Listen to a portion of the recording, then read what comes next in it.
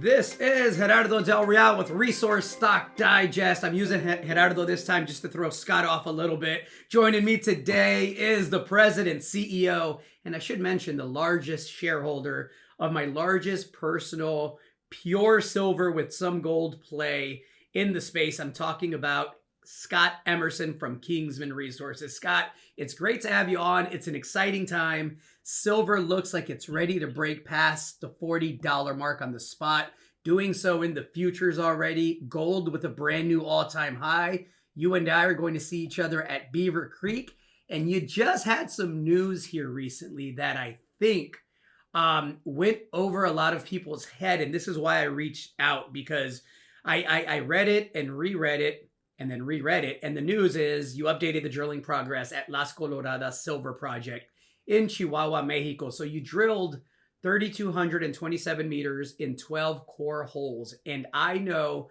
from extensive conversations with you and the team, I interviewed Charlie here, I've interviewed you before, we've talked about it, but the one of the prime focuses of this program was to prove two things. One, that mineralization extends beneath the water table. Nobody had ever tested it, right? I mean, the old timers in the 40s and 50s literally picked the stuff up that they could see silver sticking out of, and they discarded the rest. They didn't even test for wider widths. They didn't test for lower grade. They didn't care.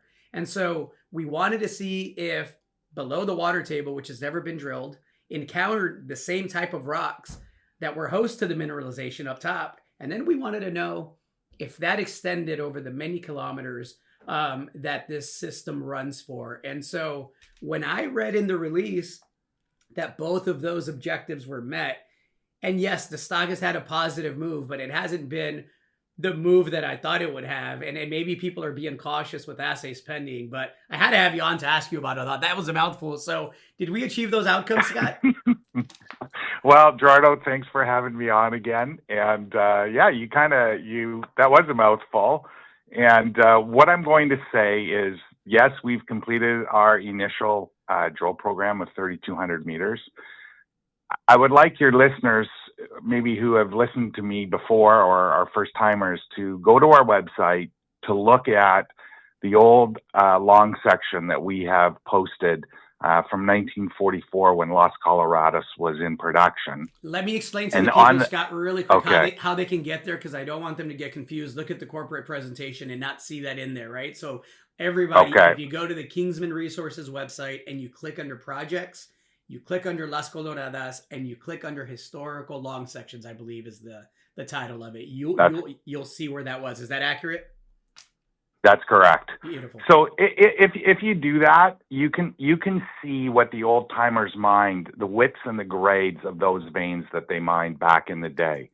We have every expectation that what we've drilled and what we've encountered in this program should be similar or better than what they did. And I say the reason better because in your introduction, Gerardo, you had mentioned, some low grade, but that low grade is mixed in with the high grade. So if you take a 1 meter section, that's very high grade. And then to your point, back in the day, they did not assay. Well, they didn't even, because they didn't drill it. They just mined the vein. There's mineralization that exists above that intersection and below that intersection. It may not be as high grade as the initial intersection, but it all adds and it gives us width, which is important. And I think that's what should come across in this press release. In addition to that, this program, was 3,000 meters, and they say this because that's the equivalent of just a little over 2 miles of core, to put it in perspective and what's being processed. But we took sections of the two known structures, the Soledad and the Soledad 2, and we drilled on those. So we didn't step out like 1,000 meters from where the old mine existed. We stepped out 100 meters. So we've only drilled a very, very small section of this entire property. In fact, we haven't touched some geophysical anomalies that we identified in our program, but those are going to be drilled. We just haven't got to them yet. So this initial program is going to give us the confirmation of our theory. And then what we'll do is we'll start again, we'll start a phase 2 drill program. And I think I put it in the release. We've got the drill rig. It's sitting there. So we can activate right away. We're just waiting on assays.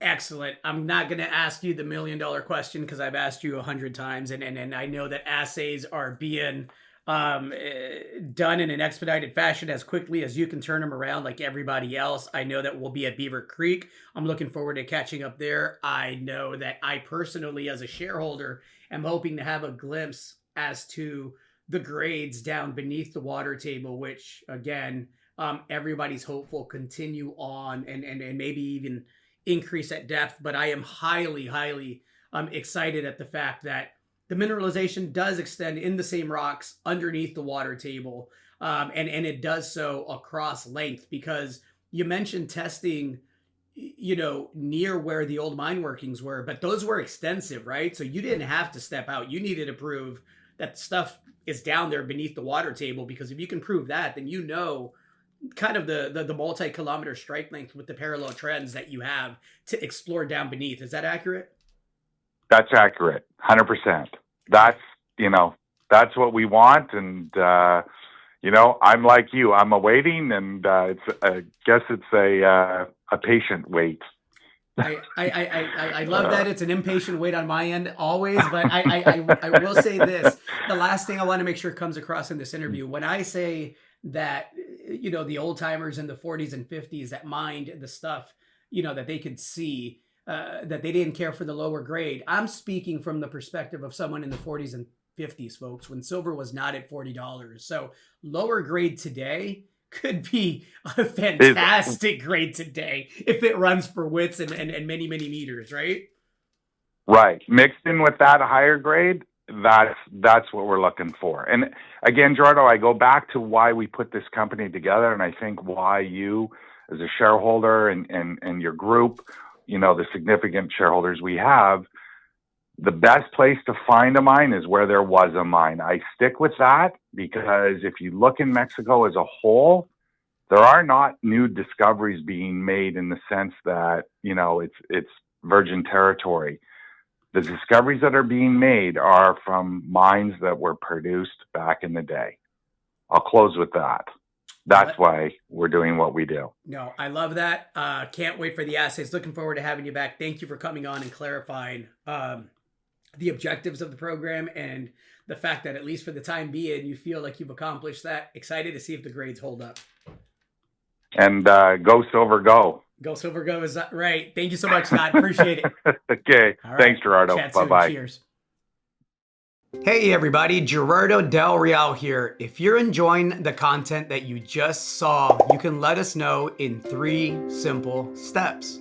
Hit the like button, hit the subscribe button, and please share across your network and on social media. Take care, everybody.